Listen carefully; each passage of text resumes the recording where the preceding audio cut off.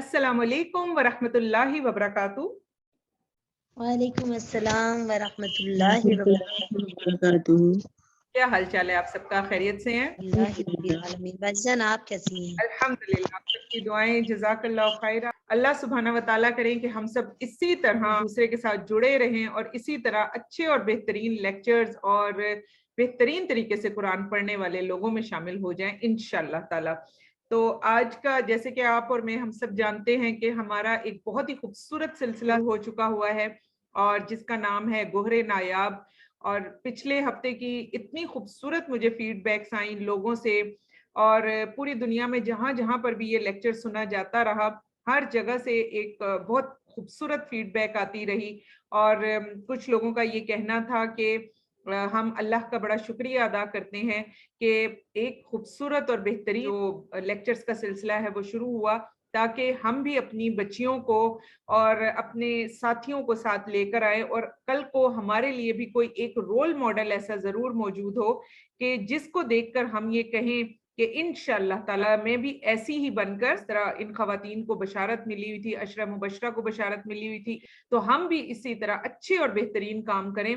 और अल्लाह करे कि जो हमारे दिलों का सुकून अल्लाह ताला दुनिया में रख दें, तो वो ही हमारे लिए जन्नत की बशारत जितना ही बेहतरीन होगा। एक चीज जहन में रखें, जब भी इस चीज की तरफ आपका ध्यान जाए कि पता नहीं मेरा ये अमल कबूल हुआ है कि नहीं हुआ, पता मैं जो काम कर रही हूँ वो ठीक भी है कि नहीं है, तो फौरन देखा करें कि आपके दिल की क्या कैफियत है। अगर आपका दिल बेचैन है, अगर आपका दिल परेशान है, और साथ ही इस्तिखारे की दुआ जरूर किया करें। तो इसके बाद भी अगर दिल मुतमईन नहीं होता, तो जरूर उस काम में कोई ऐसा मसला है कि अल्लाह सुब्हाना व तआला आपके दिल को इत्मीनान की दौलत नहीं दे रहे। लेकिन अगर दूसरी तरफ काम के करने में चाहे हमें बहुत ज्यादा मुश्किलात हो रही हैं, हमें थकावट हो रही है, या और कोई और मसला भी आ रहा है, उसके बावजूद भी दिल हमारा बहुत मुतमईन है, तो फिर उस काम को करते रहा करें और इंशाअल्लाह ताला ऐसे ही कामों पर हमें अल्लाह सुब्हाना व तआला बेहतरीन बशारतें भी देंगे। पहला हमारा गोहरे नायाब था, वो थी सैयदा अस्मा बिनते अबी बकर। और हम सब जानते हैं कि उनसे हमने बहुत कुछ सीखा, अल्लाह का शुक्र है। और आज भी मैं कुछ थोड़ा बहुत उनके बारे में बात करूंगी। कुछ चीजें और है, जब मैं सैयदा अस्मा बिनते उमैस रजी अल्लाह अन्हा के बारे में बना रही थी लेक्चर, तो उस वक्त मुझे हजरत अस्मा बिनते अबी बकर के बारे में भी बहुत कुछ पता चला, और भी जो कि बताना बहुत जरूरी था, तो उसको भी आज डिस्कस किया जाएगा। और आज का हम देख लेते हैं कि आज का हमारा गोहरे नायाब कौन है। अस्मा बिनते उमैस रजी अल्लाह अन्हा। नाम सेम वैसा ही है, लेकिन काम सारों के हर एक का काम आप मुख्तलिफ देखेंगी। और इंशाल्लाह आज हम सैयदा अस्मा बिनते उमैस रजी अल्लाह अन्हा के बारे में इतना कुछ पढ़ेंगे कि इंशाल्लाह ताला हमारा भी दिल करेगा कि हम भी इन जैसा बेहतरीन काम करके अल्लाह सुब्हाना व तआला की प्यारी औरतों में शामिल हो जाएं, आमीन। जी, सैयदा अस्मा बिनते उमैस के बारे में जानने से पहले, इन डिटेल जानने से पहले, हमारा ये तरीका है कि हम सबसे पहले समरी एक देते हैं कि जिन सहाबिया के बारे में हम पढ़ने जा रहे हैं वो कौन थी और हम क्यों पढ़ना चाहते हैं। तो यही तरीका हमारा चलेगा। सैयदा अस्मा बिनते उमैस रजी अल्लाह अन्हा के बारे में भी सबसे पहले हम समरी लेंगे और फिर उसके बाद हम इंशाअल्लाह ताला पढ़ेंगे। और जब हम डिटेल से पढ़ने जाएंगे तो उस वक्त सब लोगों के कमेंट्स भी हम साथ साथ लेते जाएंगे। हजरत अस्मा बिनते उमैस कौन थी? हजरत अस्मा रजी अल्लाह अन्हा बिनते उमैस का शुमार बड़ी जलीलुल कदर सहाबियात में होता है। वो नहायत सलीमुल फितरत और जीरक खातून थी, मतलब बहुत अक्लमंद खातून थी। इनको बहुत अच्छे तरीके से बहुत सारे काम आते थे। और आज आप एक बड़ा ही जबरदस्त काम देखेंगी, और मुझे लगता है कि अगर हम हजरत अस्मा बिनते उमैस रजी अल्लाह अन्हा के बारे में ही सिर्फ उस काम की तरफ जाए, इन्हीं के काम की रोशनी में, तो इंशाल्लाह हम वो भी काम बहुत अच्छे तरीके से कर सकेंगे। जैसे ही आएगा तो फिर वहां पर मैं आपको बता दूंगी। तो नहायत सलीमुल फितरत और जीरक खातून थी। दावत हक की इब्तदा में जब कुफ्फारे मक्का का कहरो गजब की बिजलियां तड़प तड़प के मुसलमानों के ऊपर गिर रही थी, ये कौन सा वक्त था? ये वो वक्त था जिस वक्त बिल्कुल शुरू के दिन इस्लाम के, जब अभी इस्लाम शुरू में अल्लाह के नबी सल्लल्लाहु अलैहि वसल्लम ने लोगों को बुलाना शुरू किया था, और उसके बाद सिर्फ इतना वक्त रह गया था, अभी दारे अरकम वहां पर अल्लाह के नबी सल्लल्लाहु अलैहि वसल्लम अभी तक नहीं गए थे, तो उससे पहले इन्होंने इस्लाम को कबूल कर लिया था, यानी बिल्कुल शुरू का इस्लाम था। और फिर इसी तरह जैसे कि हम सब जानते हैं कि हजरत अली रजी अल्लाह अन्हु, उन्होंने तो जो ही अल्लाह के नबी सल्लल्लाहु अलैहि वसल्लम ने अभी आवाज ही लगाई तो वो फौरन मुसलमान हो गए। लेकिन हजरत अली रजी अल्लाह अन्हु के बड़े भाई थे हजरत जाफर, जो उनसे 10 साल बड़े थे, वो इतनी जल्दी इस्लाम नहीं लेकर आए थे। तो जिन दिनों में हजरत अस्मा बिनते उमैस इस्लाम लेकर आए, जाफर ने भी उन्हीं दिनों में वो भी इस्लाम लेकर आए, और तकरीबन आगे पीछे ये दोनों इस्लाम लाए, और हजरत जाफर रजी अल्लाह अन्हु की बीवी भी थी, तो इस वजह से भी इंशाअल्लाह ताला आगे भी हम इनका किरदार देखेंगे। फिर अल्लाह सुब्हाना व तआला ने खुले लफ्जों में मुख्तलिफ औकात में इन्होंने जो मुख्तलिफ तरह के काम किए, उसमें इनको खुशनुदी की बशारत भी दी है, यानी ये भी उन खवातीन में शामिल हैं जिनको दुनिया में अल्लाह सुब्हाना व तआला ने जन्नत की खुशखबरी दे दी है। फिर मसनद अहमद बिन हंबल में एक रवायत है कि हजरत अस्मा रजी अल्लाह अन्हा ने हुजूर सल्लल्लाहु अलैहि वसल्लम से बराह रास्त फैज हासिल किया था। वजह क्या थी कि इनकी जो बहन थी वो नबी पाक सल्लल्लाहु अलैहि वसल्लम की वाइफ थी।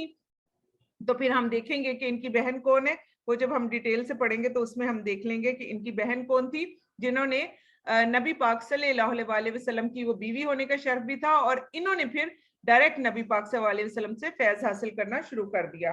फिर इसी तरह एक हदीस रसूल सल्लल्लाहु अलैहि वसल्लम हमारे सामने आती है, जिसमें हजरत अस्मा बिनते उमैस रजी अल्लाह अन्हा को रसूलुल्लाह सल्लल्लाहु अलैहि वसल्लम ने एक दुआ बताई थी, और फरमाया था कि मुसीबत और तकलीफ के वक्त इस दुआ को पढ़ लिया करो। और वो दुआ क्या थी, हमारी स्क्रीन पर वो दुआ आ रही है। हजरत अस्मा बिनते उमैस कहती हैं, रसूलुल्लाह सल्लल्लाहु अलैहि वसल्लम ने मुझे ये कलिमात सिखाए कि मैं सख्त तकलीफ के वक्त पढ़ूं। तो अब आप देखिए, इन्होंने जरूर पूछा होगा कि तकलीफ में क्या पढ़ूं, तो इनकी वजह से हम सबको भी पता चला है कि सख्त तकलीफ में हमें क्या पढ़ना चाहिए। बहुत आसान कलिमात हैं, अल्लाहु अल्लाहु रब्बी ला उशरिक बिही शैआ, अल्लाहु अल्लाहु रब्बी ला उशरिक बिही शैआ। अगर आप में हम सब इस वक्त कोई जिस्मानी दर्द है, कोई तकलीफ है, कोई परेशानी है, कुछ भी, कोई बच्चों की तरफ से कोई मसला आ रहा है, घर की तरफ से कोई मसला आ रहा है, तो इतना खूबसूरत है आज का ये कलीमा। अल्लाह के नबी सल्लल्लाहु अलैहि वसल्लम ने हजरत अस्मा बिनते उमैस को बताया, और आज आप में हम सब इनकी बदौलत हम तक ये कलीमा पहुंच गया, अल्लाहु अल्लाहु रब्बी ला उशरिक बिही शैआ। आसान कलीमा, स्क्रीन पर ना भी हो तो पढ़ सकते हैं, और तर्जुमा क्या है, अल्लाह अल्लाह ही मेरा रब है, और मैं इसके साथ किसी को भी शरीक नहीं ठहराती। हम देखते हैं कि अल्लाह सुब्हाना व तआला को अपनी तारीफ भी कितनी अच्छी लगती है, कोई इसमें मांगा नहीं गया, कोई ऐसी बात नहीं की, लेकिन ये ऐसा कलीमा है जो कि तकलीफ के वक्त आपको मुसीबत से निजात दिला देता है। तो इसको भी इंशाल्लाह हम याद कर लेंगे, और आखिर में हम इसको मिलकर पढ़ भी लेंगे। अल्लाह करे हम सब की तकलीफ दूर हो जाए। इसी तरह हजरत मोहम्मद सल्लल्लाहु अलैहि वसल्लम हजरत अस्मा रजी अल्लाह अन्हा के बच्चों से बड़ी मोहब्बत करते थे।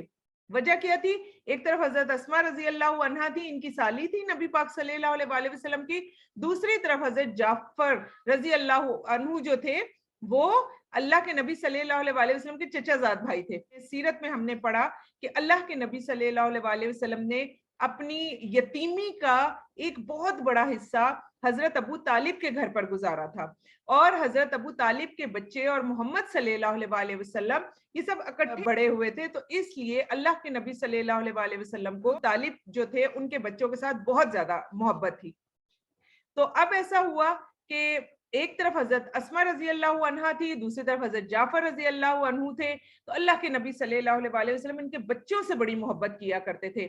इमाम हाकिम ने मुस्तदरिक में लिखा, मुस्तदरिक किताब है इनकी, कि एक मर्तबा इनके कमसिन फर्जंद हजरत अब्दुल्ला बिन जाफर रजी अल्लाह अन्हु बच्चों के साथ खेल रहे थे।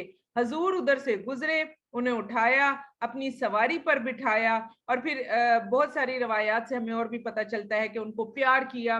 और ये नबी पाक सल्लल्लाहु अलैहि वसल्लम इनके बच्चों के को जहां कहीं पर भी देखते थे फौरन रुक जाते थे, सवारी रोक लेते थे। اتنا پیار کرتے ہیں ان کے بچوں کے ساتھ. اسی طرح صحیح مسلم میں روایت ہے ایک مرتبہ حضور صلی اللہ علیہ وسلم نے حضرت اسما رضی اللہ عنہا کے بچوں یعنی حضرت جعفر رضی اللہ عنہ کی اولاد کو دبلا پایا. جیسے آج کل کے دور میں آپ دیکھ لیں ہماری خواتین کھا بھی رہی ہیں پی بھی رہی ہیں, فروٹ بھی ہم دیتے ہیں, ڈرائی فروٹ بھی ان کو اچھے سے اچھا نصیب ہوتا ہے. کہتے تو ہم ہیں کہ بھئی ہمارے گھر میں کمی ہے, لیکن میں نے دیکھا ہے کہ غریب سے غریب گھرانے میں بھی عورت کو سب کچھ نصیب ہوتا ہے جو اس وقت ان عورتوں کو نصیب نہیں ہوتا تھا. اور پھر آپ دیکھیں کہ ہمارے گھروں میں سبزیاں خالی نہیں پکتی, ضرور گوشت بھی ڈل رہا ہوتا ہے جو ان کو نصیب نہیں ہوتا تھا. پھر آپ دیکھیں دہی آپ جتنی مرضی احادیث پڑھ لیں آپ کو خال خال کہیں نظر آئے گا, وہ بھی بکری کا دودھ وغیرہ کہیں مل جاتا تھا تو جو ان عورتوں کو ملتا تھا. پھر آپ دیکھیں ہماری عورتوں کے پاس دہی ہوتا ہے, دودھ ہوتا ہے, جوسز. آج کل کے دور کی میں کہتی ہوں سب سے بڑی نقصان دہ چیز, لیکن عورتوں کے پاس تھوک کے حساب سے وہ ہوتا ہے, چاہے وہ فریش بنائیں چاہے وہ باہر سے منگوائیں. ہماری تمام پریگننٹ عورتوں کے لیے اس طرح سے خیال رکھا جاتا ہے. اور اس کے باوجود بھی آج کل کے دور میں آپ دیکھیں کہ ہمارے بچے جو ہیں وہ کس قدر دبلے پتلے ہیں, خود اگر ہم اندازہ لگائیں تو یہ بھی حضرت اسما رضی اللہ عنہا کی وجہ سے ہمیں پتہ چل گیا کہ بچے کمزور ہوں تو کیا کرنا ہے. تو حضرت جعفر رضی اللہ عنہ کی اولاد کو نبی پاک صلی اللہ علیہ وسلم نے جب دبلا پتلا پایا تو حضرت اسما رضی اللہ عنہا سے پوچھا کہ اس قدر کمزور کیوں ہے, کیا وجہ ہے کہ اتنی کمزوری ہے. تو انہوں نے عرض کیا یا رسول اللہ صلی اللہ علیہ وسلم ان کو نظر بہت لگتی ہے. کچھ ہوتے ہیں نا بچے, اور آج کل ہمارے بچوں کو نظر کیوں لگتی ہے, وجہ کیا ہے؟ دن رات ان کی تصویریں کھینچ رہی ہیں, یہ پہلا انہوں نے چمچ کھایا, جی پہلا چمچ آج کھانا کھایا ہے, آج یہ ہنسا ہے, آج یہ بولا ہے, آج آنکھیں کھولی ہیں, آج پہلا دانت نکلا ہے. ایک ایک چیز لوگوں کو سٹوری پر سنایا جاتا ہے اور لوگ بھی اتنا خوش ہوتے ہیں ان سٹوریوں کو پڑھ پڑھ کر. پھر ہم دیکھیں کہ کیا بچوں کو نظر نہیں لگے گی, یہی سب سے بڑی وجہ ہے. لیکن اس دور میں بھی بچے باہر نکلتے تھے, ہنستے تھے, کھیلتے تھے, نظر لگ جاتی تھی. تو حضور صلی اللہ علیہ وسلم نے فرمایا ان پر دم کیا کرو. اب آپ دیکھیں یہ نہیں کہا کہ ان کو میرے پاس لے کر آیا کرو, یہ ایک بہت خوبصورت پوائنٹ ہے. آج کا اس پوائنٹ کو علیحدہ سے لکھیے. سب سے زبردست پوائنٹ کیا ہے, ایک ماں کو نبی پاک صلی اللہ علیہ وسلم موجود ہے, ایک نبی موجود ہے, لیکن نبی یہ نہیں کہتے کہ بچے اٹھا کے میرے پاس لاؤ. جیسے آج کل کے دور میں مولوی حضرات اور کہیں کوئی تھوڑا سا قرآن پاک پڑھنے لگ جائے, جی بالکل زیارتوں پر لے جاؤ, دم کرواؤ, اور پھر اس طرح کی ہم سب جو باتیں کرتے فلاں مولوی صاحب کے پاس لے جاؤ. تو آج ہمیں ایک اور بہت ہی خوبصورت نقطہ مل گیا کہ اگر بچہ بیمار ہے تو دم کون کرے گی؟ دم ماں کرے گی, خود کرے گی, کیونکہ جتنے خلوص سے اور جتنی محبت سے ماں دم کر سکتی ہے کوئی دوسرا نہیں کر سکتا. تو کیا کہا کہ ان پر دم کیا کرو. اب حضرت اسما رضی اللہ عنہا وقت یہ تو نہیں پتا تھا کہ میں دم ٹھیک کر رہی ہوں کہ نہیں, نبی پاک صلی اللہ علیہ وسلم تھے, انہوں نے فائدہ اٹھا لیا. انہوں نے ایک خاص کلام پڑھ کر نبی پاک صلی اللہ علیہ وسلم کو سنایا اور پوچھا یا رسول اللہ صلی اللہ علیہ وسلم یہ نظر لگنے کے لیے مفید بتایا جاتا ہے, کیا میں یہ پڑھ لوں؟ چونکہ اس کلام میں شرک کی آمیزش نہیں تھی اس لیے حضور صلی اللہ علیہ وسلم نے فرمایا اچھا یہی صحیح. تو یہاں سے پتہ چلتا ہے کہ ابھی نظر بد کی دعائیں نہیں آئی ہوئی تھیں, اور حضرت اسما رضی اللہ عنہا کو جو بھی دم آتا تھا وہ دم انہوں نے نبی پاک صلی اللہ علیہ وسلم کو سنایا, اور اللہ کے نبی صلی اللہ علیہ وسلم نے اس کو اپروو کر دیا کہ ہاں یہ کر لو, اچھا یہی صحیح. تو یہاں سے ایک اور نقطہ ہمارے پاس آتا ہے, وہ نقطہ کیا کہ ماں جب بھی دم کرنے لگے, اور آج کل تو ہمیں کوئی اتنی زیادہ مسئلہ ہی نہیں ہے, پورا بڑا قرآن پاک ہمارے پاس ہے, قرآن پاک کھولیے کوئی بھی آیت, کیونکہ قرآن پاک خود کہتا ہے کہ میں مکمل شفا ہوں, قرآن پاک کے اندر آیات ہے, کوئی ضرورت نہیں کہ کوئی ایک آیت دو آیت, یا اگر آپ کو کوئی وظیفے دیتا ہے تو وہ وظیفے ہم کریں, کوئی ضرورت نہیں. قرآن پاک کھولیں, قرآن پاک کی آیات پڑھیں, اور اب تو ہمیں بہت اچھی طرح سے گائیڈ کر دیا گیا ہے کہ نظر بد کی جو دعائیں ہیں وہ ہم سب کے پاس موجود ہیں. تو یہاں سے ہمیں کیا نقطہ ملا کہ ایک پڑھی لکھی ماں, اور کیا پڑھی ہوئی؟ دین پڑھی ہوئی ماں, اگر کچھ بھی نہیں آتا تو دین تو اب ہمیں پڑھنا ہے, نظر بد کی دعائیں پڑھے گی, اپنے بچوں پر, اپنے گھر والوں پر, اپنے شوہر پر, اپنے آپ پر پھونکے گی, اور اللہ سبحانہ و تعالی اس کو نظر سے بچائیں گے انشاءاللہ تعالی.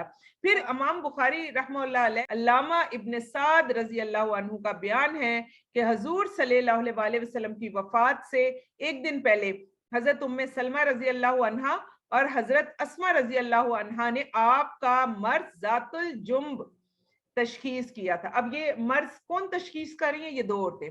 اٹ مینس کہ ان کے اندر حکمت بھی کوٹ کوٹ کے بھری ہوئی تھی, یہ بھی حکمت سے بھری ہوئی تھی, اور حضرت ام سلمہ سے بھی ہمیں بہت ساری حدیث ملتی ہیں کہ وہ بھی حکمت میں کافی آگے تھی. اب ان دونوں نے مل کر نبی پاک صلی اللہ علیہ وسلم کا جب مرض دیکھا تو انہوں نے کہا ذات الجنب ہے. تو آپ صلی اللہ علیہ وسلم کو اب انہوں نے دوائی بنائی ہوگی کوئی بھی جڑی بوٹیاں لے کر. اب دوائی جب یہ لے کر آئیں, نبی پاک صلی اللہ علیہ وسلم دوائی نہیں پیتے تھے, عادی ہی نہیں تھے, اس دور کے لوگ پیتے ہی نہیں تھے دوائیاں. آپ دیکھیں حکیم کی دوائیاں بھی نہیں وہ پیتے تھے.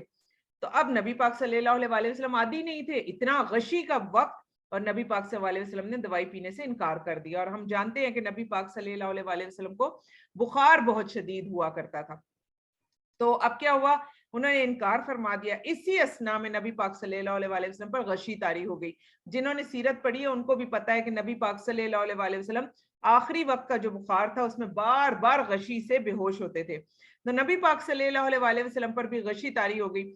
ان دونوں نبی پاک صلی اللہ علیہ وسلم کا منہ مبارک کھولا, منہ کھول کے, اب وہ غشی میں ہے, ان کے منہ میں دوا ڈال دی. جب دوا ڈالی, اب دیکھیں ہمیں کتنا پیارا پوائنٹ ملا, کتنا پیارا پوائنٹ ملا کہ کوئی شخص دوائی نہیں پی رہا اور اس کے لیے وہ چیز بہترین ہے. جیسے دیکھیں آج کل کے دور میں اگر آپ شوگر کی دوائی نہ کھائیں, آپ بی پی کی دوائی نہ کھائیں, کتنا پرابلم ہو جاتا ہے. لیکن جو لوگ کنٹینیوسلی شوگر اور بی پی کی دوائی کھاتے ہیں, جس وقت ان کے بچے ان کو دیتے ہیں تو وہ بیچارے اس وقت وہ اتنے تنگ ہوئے ہوتے ہیں کہ وہ کہتے ہیں ہم نے نہیں کھانی, اور وہ بچوں کے ساتھ ضد کر رہے ہوتے ہیں.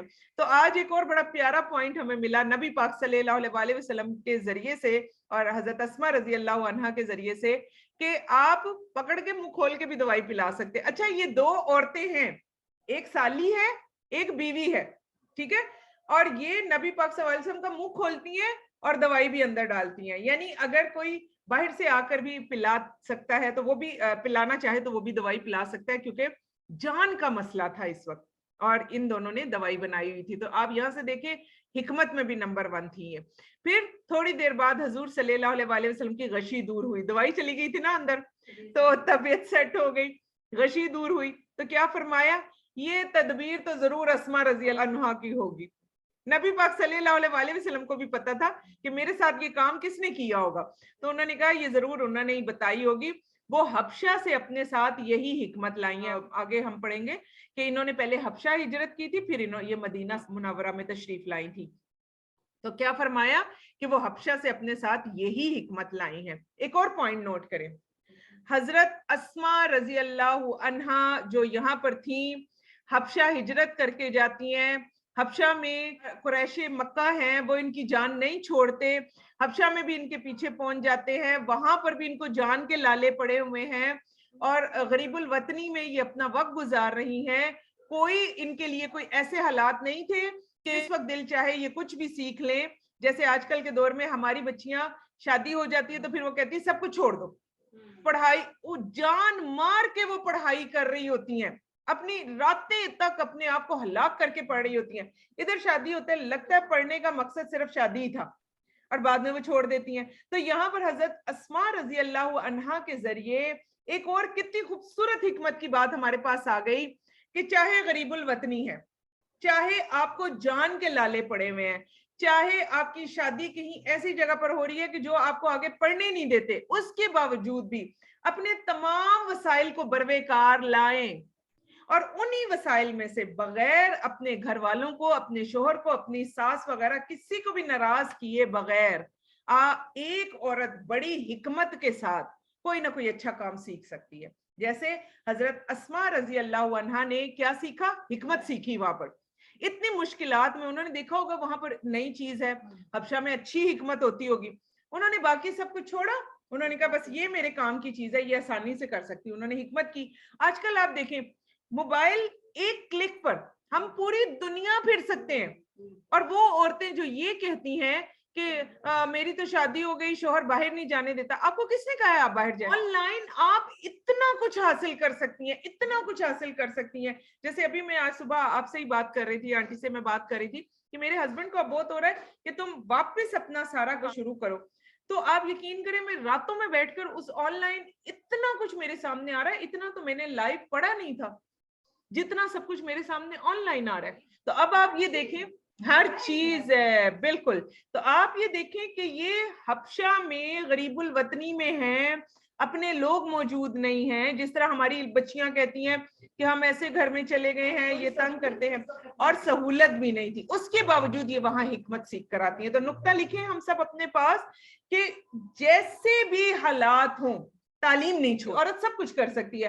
ایک عالم صاحب کہتے تھے جب عورت بچہ پیدا کر سکتی ہے تو پھر وہ دنیا کا کوئی کام اس کے آگے بڑا ہو ہی نہیں سکتا. اور وہ شادی شدہ عورتوں کو کہہ رہے تھے کہ جب ایک عورت بچہ پیدا کر سکتی ہے, شادی شدہ ہے, کیونکہ شادی شدہ عورتیں کہتی ہیں میرے 2 بچے 3 بچے, سب کچھ کر سکتی ہے شادی شدہ عورت, اپنا گھر, اپنے بچے, اپنی فیملی, ہر ایک کو چلا سکتی ہے. تو یہاں پر دیکھیں یہ اپنے ساتھ حکمت لے کر آئیں. پھر نبی پاک صلی اللہ علیہ وسلم نے کتنا مزے کا کام کیا ان سب کے ساتھ کہ نبی پاک صلی اللہ علیہ وسلم نے فرمایا کہ صرف حضرت عباس رضی اللہ عنہ کے سوا سب کو اب یہ دعا پلائی جائے. مجھے تو پلائی, اب سب کو پلاؤ, یہ دوائی سب کو پلائی جائے. دیکھیں بعض دوائیاں ایسی ہوتی ہیں نا جو صحت بخش ہوتی ہیں, جو قوت مدافعت بڑھاتی ہیں, ہر ایک کے لیے قوت مدافعت کی تو ہر ایک کے لیے ہوتی ہے. تو یہ اسی طرح کی میڈیسن ہوگی جو کہ اللہ کے نبی صلی اللہ علیہ وسلم, حضرت عباس رضی اللہ عنہ کے بارے میں ہم پھر کبھی پڑھیں گے, ان کو کچھ پرابلمز تھی تو اس لیے فرمایا کہ ان کو نہیں دینی, باقی سب کو یہ دوائی پلاؤ. اب مجھے پلائیے تو اب تم سب بھی پیو. تو یہ دیکھیں کتنی بڑی بات تھی حضرت اسماء رضی اللہ عنہا میں. پھر چنانچہ تمام ازواج المطہرات اور حضرت اسماء رضی اللہ عنہا کو بھی یہ دعا پلائی گئی, خود بھی ان کو پلائی کہ بنائی ہے تو اب پیو بھی اس سے. تو آپ دیکھیں کتنا اچھا ان لوگوں کا ماحول تھا. اور ہم کہتے ہیں پیسہ ہو تو ماحول اچھا ہوتا ہے, میں کہتی ہوں پیسہ نہ بھی ہو, جھونپڑی میں بھی سب آپس میں اچھی طرح سے رہ رہے ہیں تو وہی ماحول سب سے اچھا ہے. پھر حافظ ابن حجر رحمہ اللہ علیہ نے اصابہ کیا ہے, ان کی کتاب ہے, اصابہ میں لکھا ہے کہ حضرت اسماء رضی اللہ عنہا, حضرت اسماء بنت امیس رضی اللہ عنہا تعبیر رؤیا میں بھی درک رکھتی تھی. تعبیر رؤیا کیا, خوابوں کی تعبیر. اب آپ دیکھیں ہمارے انبیاء میں سے بھی اور ہمارے میں سے بھی خوابوں کی تعبیر نہیں آتی. اور خوابوں کی تعبیر اگر ہم دیکھیں تو ہمیں قرآن پاک صرف 2 نبیوں کے نام بتاتے ہیں, ایک حضرت یوسف علیہ السلام اور ایک محمد صلی اللہ علیہ وسلم.